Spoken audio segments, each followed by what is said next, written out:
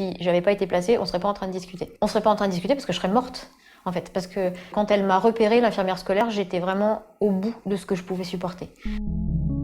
Je suis le professeur Céline Gréco, je suis la chef du service de médecine de la douleur et de médecine palliative de l'hôpital Necker Enfants Malades à Paris et je suis présidente de l'association Impact. Il a fallu vraiment que moi-même je donne des signaux d'alerte en arrêtant de manger, tout simplement. Donc j'ai perdu énormément de poids et quand je suis arrivée en seconde, je faisais 31 kilos et c'est cet état qui a alerté l'infirmière scolaire. J'ai malheureusement rencontré personne jusqu'à l'âge de 14 ans qui soit attentif à ma situation.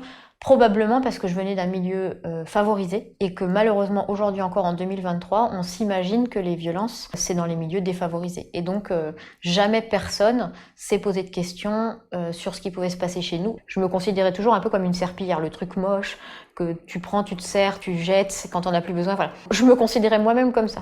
Et le fait d'avoir été placée, ça m'a permis de me battre aussi pour continuer à aller au lycée, parce que bon, j'étais quand même placée à 2 départements de mon lycée, donc je me levais le matin à 4h30, je prenais le premier train à Choisy-le-Roi à 5h25. Il fallait de la volonté pour passer mon bac de français, puis le bac, et réussir médecine. Donc voilà, ça m'a permis de devenir moi en fait. Et puis surtout, je suis rentrée au foyer, je faisais 31 kilos.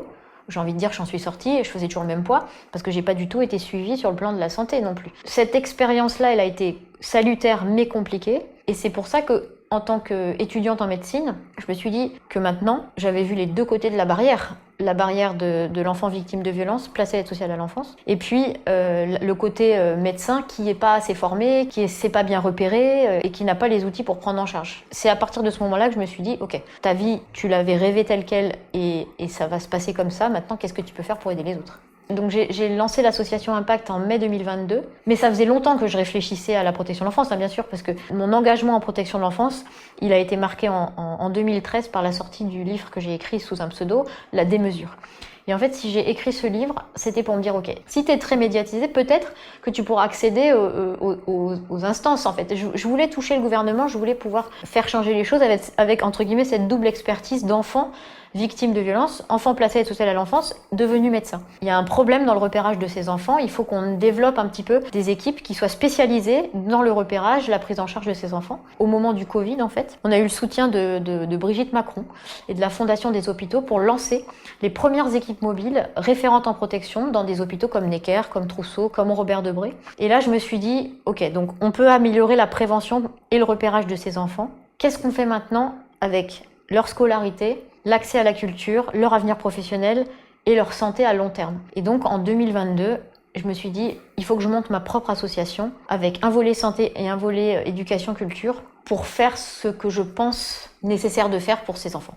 Les entreprises cherchent à recruter et ces jeunes ont besoin d'être recrutés. Pour moi, les entreprises, c'est un peu notre fil d'Ariane. L'idée, c'est que les enfants qui sont parrainés, parce que pour les petits jusqu'à 12 ans, ils ont des parrains, et que donc pendant l'année, ils réfléchissent avec leurs parrains au métier qu'ils aimeraient faire et qui nous le présentent, ce métier. Et en fait, on organise une journée en juillet pour que chacun présente un peu le métier de ses rêves. Et on voudrait, à partir de l'année prochaine, installer un village des métiers adapté à hauteur d'enfants de primaire pour que les entreprises partenaires, elles viennent présenter leur métier. Et finalement, c'est le premier contact avec l'entreprise et c'est le début de ce fil d'Ariane. Et puis ensuite, les entreprises partenaires s'engagent à prendre ces jeunes en stage de 3e, parce que en général, ces jeunes en stage de 3e, mais ils restent à la MEX. L'idée, c'est d'accompagner ces enfants dès tout petits. Pour l'association, on prend en charge les enfants de 3 à 25 ans pour les accompagner dans leur scolarité, dans leur accès à la culture. L'idée étant qu'ils puissent avoir un avenir professionnel dont ils ont rêvé en fait.